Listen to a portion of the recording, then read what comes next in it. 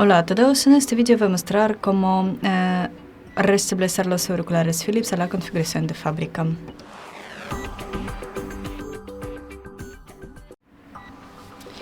Para ello mantenemos presionando los botones de volumen hasta que el indicador comience a parpadear en azul y blanco.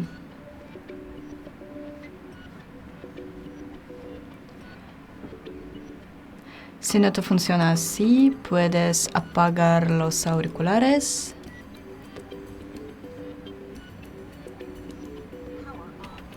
volver a encenderlos y mantén presionado los botones de volumen y hacer un reinicio.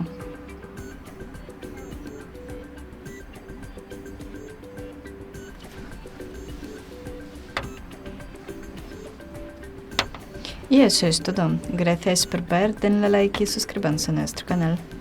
Adiós.